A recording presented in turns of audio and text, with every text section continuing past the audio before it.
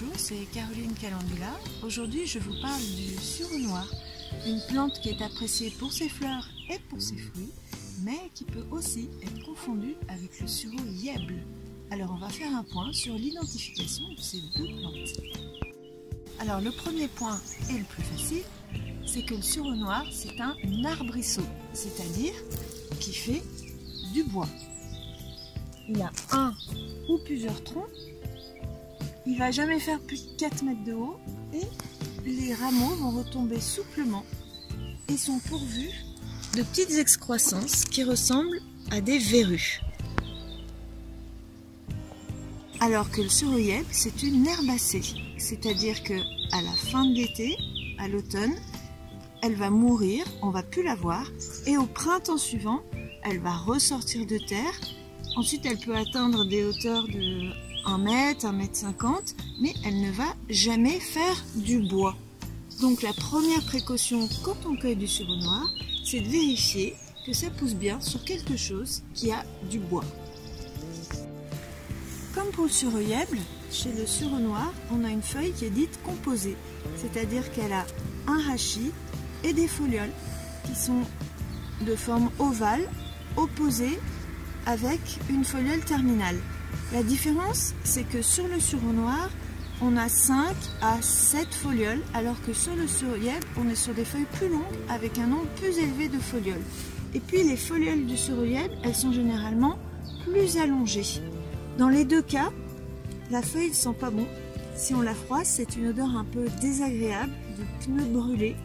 Et puis, dans les deux cas, la disposition des feuilles sur les tiges et les rameaux, c'est opposé, c'est-à-dire que les feuilles sont les unes en face des autres. Au niveau des inflorescences, ça va vraiment être facile de les distinguer. Sur le sureau noir, on a une inflorescence qui est crème, avec les étamines également crème jaunâtre. Alors que sur le sureau yèble, on a une inflorescence crème, mais les étamines sont pourpres à vineuses. Du coup, ça donne une inflorescence qui a l'air d'être tachetée de pourpre. Alors que sur le sureau noir, je le redis, on est bien sur une inflorescence qui est complètement crème. Alors, les inflorescences du sureau noir se cueillent et s'utilisent en cuisine et en médicinal.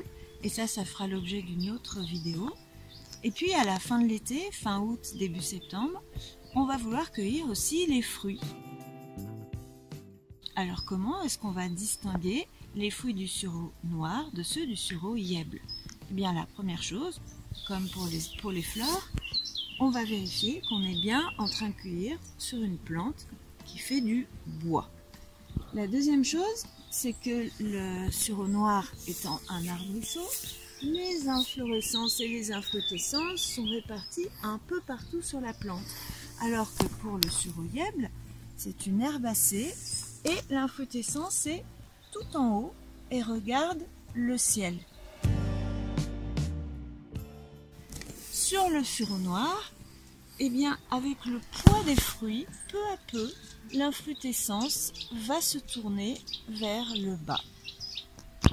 Alors, on reprend les points clés. Quand on cueille du sureau noir, première chose, on vérifie qu'on est bien sur un arbrisseau qui fait du bois. On vérifie pour les inflorescences qu'elles sont entièrement crème et pour les infructescences qu'elles sont réparties sur tout l'arbrisseau et qu'elles regardent en bas. Alors si vous voulez en savoir plus sur le sureau noir et ses utilisations en cuisine et en pharmacie familiale, eh bien je vous invite à aller voir la deuxième vidéo sur le sujet.